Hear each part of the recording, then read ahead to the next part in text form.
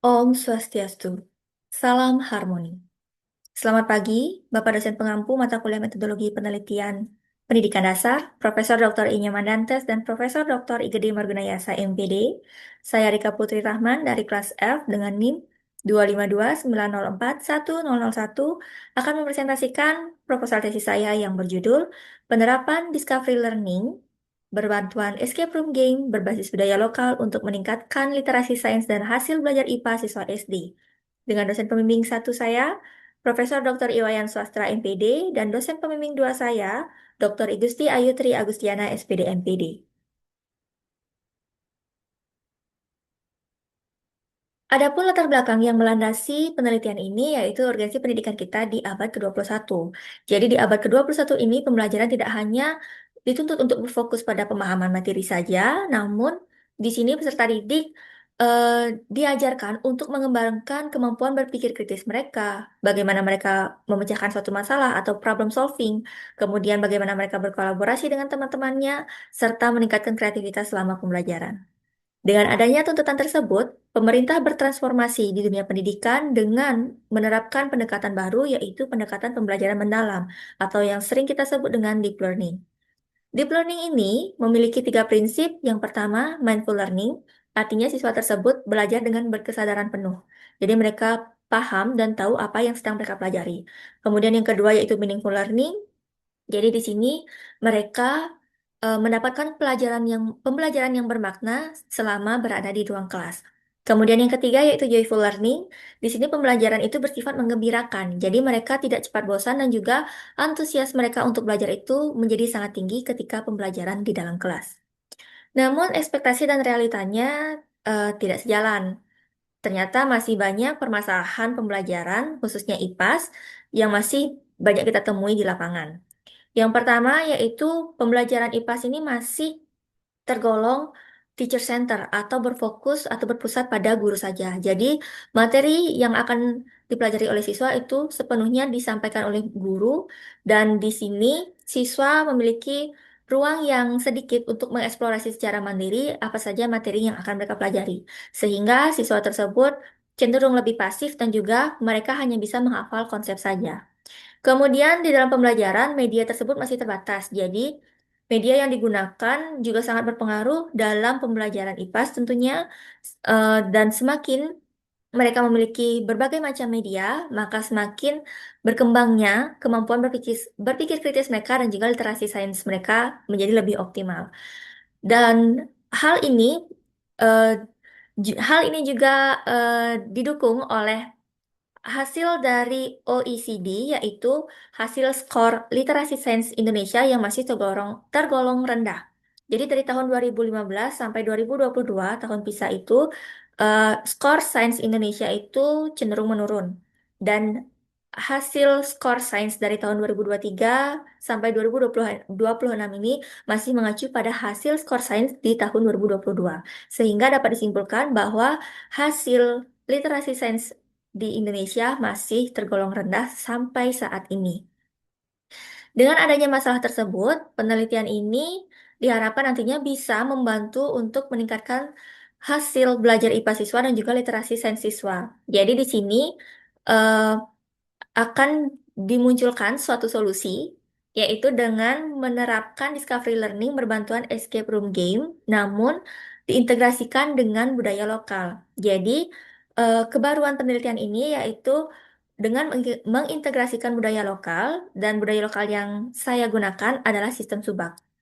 Jadi siswa itu bisa belajar dekat dan nyata dengan lingkungan sekitar mereka, sehingga pemahaman konsep bisa lebih gampang untuk mereka pahami tanpa eh, menghafal menghafal konsep, namun mereka memaknai, berkesadaran dan juga menikmati selama pembelajaran tersebut.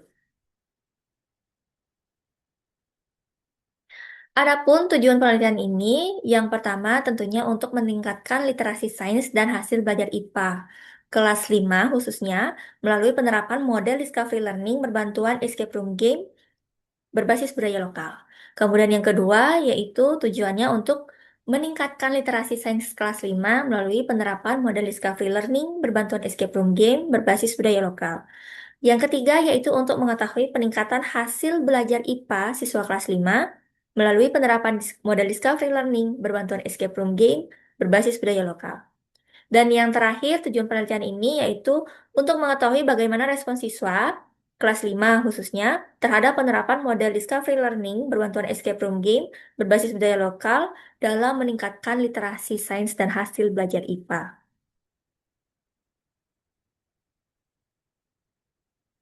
Kemudian manfaat dari penelitian ini dibagi menjadi dua. Yang pertama, manfaat teoritis, yaitu tentunya penelitian ini nantinya diharapkan dapat memberikan kontribusi dalam pengembangan kajian ilmu pendidikan dan juga dapat menjadi referensi dalam pengembangan pendekatan pembelajaran yang relevan dengan isu-isu lingkungan di abad ke-21.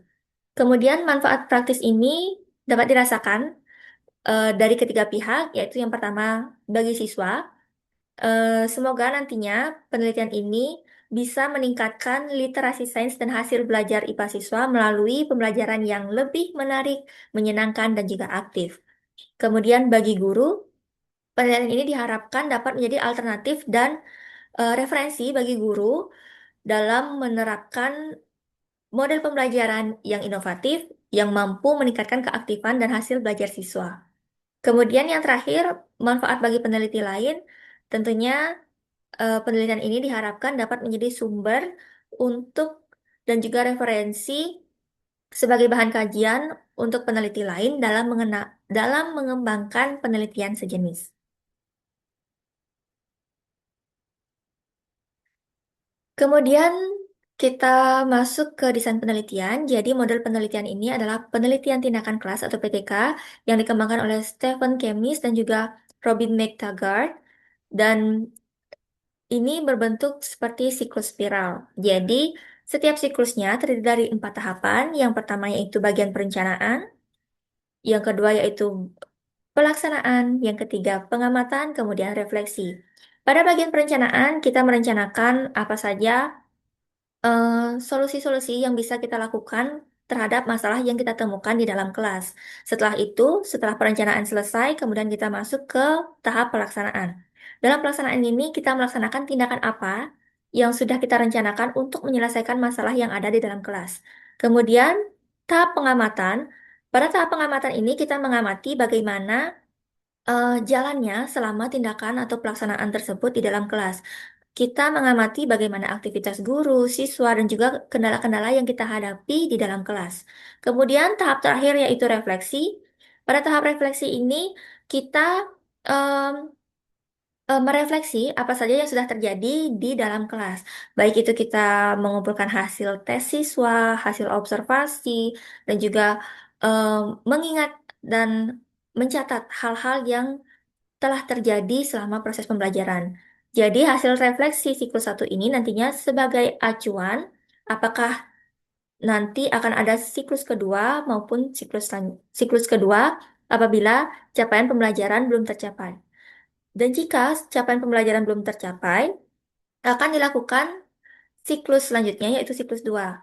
Dalam hal ini tahapannya masih sama, terdiri dari 4 tahapan, namun pada perencanaan ini kita mengacu pada hasil dari refleksi 1. Hasil dari refleksi 1 ini kita gunakan sebagai acuan perencanaan ulang dalam tahap pertama di siklus 2.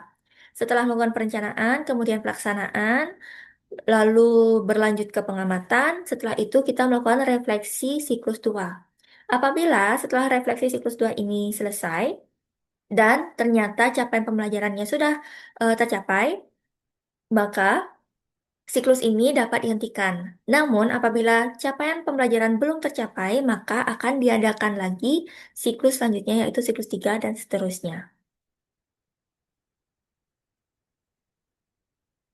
Kemudian kita masuk ke prosedur prosedur penelitian. Jadi di sini sebelum kita masuk ke siklus, kita adakan dulu prasiklusnya.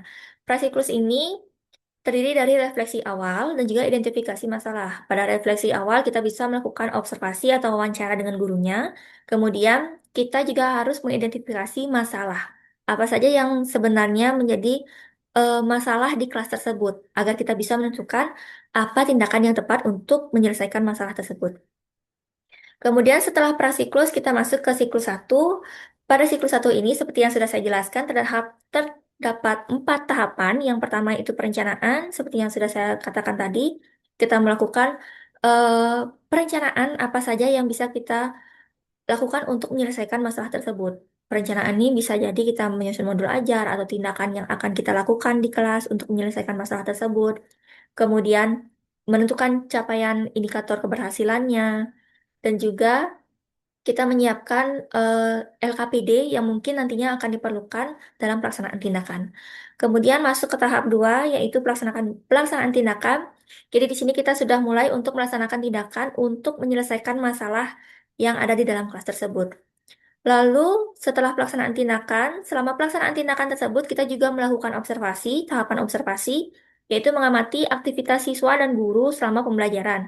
Kita mencatat hal-hal yang terjadi di selama pembelajaran tersebut, entah itu kendala ataupun hal-hal yang di luar perencanaan kita sebelumnya.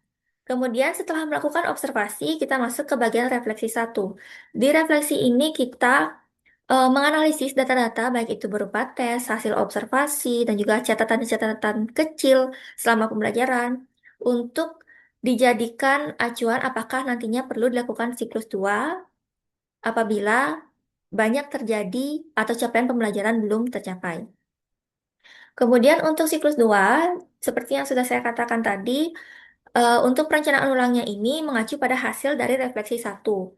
Jadi, setelah kita mengetahui hasil refleksi satu dan capaian pembelajarannya belum tercapai, maka pada siklus 2 kita harus merencanakan ulang perencanaan tersebut.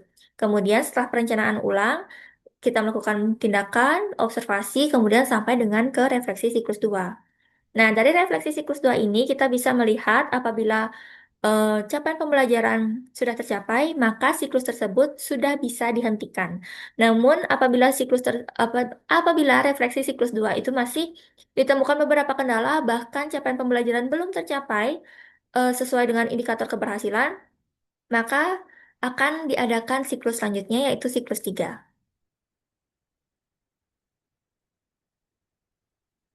Kemudian untuk objek dan subjek penelitian, untuk objek penelitiannya ada dua, ada objek tindakan yaitu variabel bebas dan juga objek sasaran sebagai variabel terikat. Jadi objek tindakan atau variabel bebasnya di sini yaitu model discovery learning, kemudian escape room game, dan terakhir berbasis budaya lokal.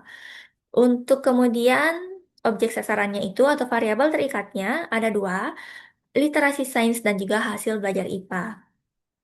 Untuk subjek penelitiannya di sini menggunakan peserta didik kelas 5 SD nomor 2 Plaga tahun ajaran 2026-2027. Setelah menemukan objek dan subjek penelitian, kita masuk ke metode dan instrumen penelitian. Jadi metode pengumpulan datanya ada 4. Yang pertama yaitu tes. Di, ba- eh, Pada bagian refleksi ini nanti kita akan adakan tes untuk mengukur apakah ada peningkatan atau tidak setelah tindakan tersebut dilakukan kepada literasi sains dan juga hasil belajar IPA siswa kelas 5. Lalu yang kedua ada observasi, jadi metodenya itu ada observasi kegiatan siswa dan juga guru selama di dalam kelas, selama tindakan tersebut berlangsung. Yang ketiga, ada penyebaran angket. Jadi penyebaran angket ini digunakan untuk mengetahui sejauh mana atau bagaimana respon siswa setelah mereka em, belajar menggunakan discovery learning berbantuan escape room game yang berbasis budaya lokal tersebut. Kemudian yang terakhir ada dokumentasi. Dokumentasi ini sebagai bukti atau bukti dukung dalam pelaksanaan tindakan. Jadi kita memberitahukan bahwa kita sudah melaksanakan tindakan tersebut di dalam kelas. Oke, kemudian setelah data terkumpul, jadi akan diadakan analisis data. Di sini ada 5 analisis data. Yang pertama, hasil belajar siswa atau hasil tes literasi dan hasil belajar IPA siswa tersebut dianalisis secara individu terlebih dahulu. Kemudian hasil belajar siswa itu dianalisis secara klasikal. Jadi kita cari rata-ratanya berapa. Kemudian yang ketiga, ketuntasan hasil belajar secara klasikal juga. Di sini kita menentukan persentase indikator keberhasilan atau ketuntasan hasil belajar siswa itu seberapa. Kemudian, analisis peningkatan antar siklus. Jadi, di setiap siklus itu nantinya akan diberikan tes yang berkaitan dengan literasi sains dan juga hasil belajar IPA siswa. Jadi, kita akan menganalisis apakah terjadi peningkatan ataupun tidak, atau sama saja antara siklus 1 dan juga siklus 2. Kemudian yang terakhir yaitu analisis angket respon siswa. Jadi setelah menyebarkan angket tersebut, kita juga perlu menganalisis angket dari respon siswa, apakah tindakan yang dilakukan ini membantu mereka atau mungkin sama seperti pembelajaran yang lama. Jadi kita juga harus mengetahui bagaimana respon siswa tersebut terhadap penerapan discovery learning berbantuan escape room game berbasis budaya lokal dalam meningkatkan literasi sains dan hasil belajar IPA siswa kelas 5. Baik, sekian presentasi proposal tesis saya dan apabila ada kesalahan kata, disengaja mau baik disengaja maupun tidak disengaja, saya mohon maaf dan terima kasih atas perhatiannya. Om Santi Santi Santi Om. Salam harmoni.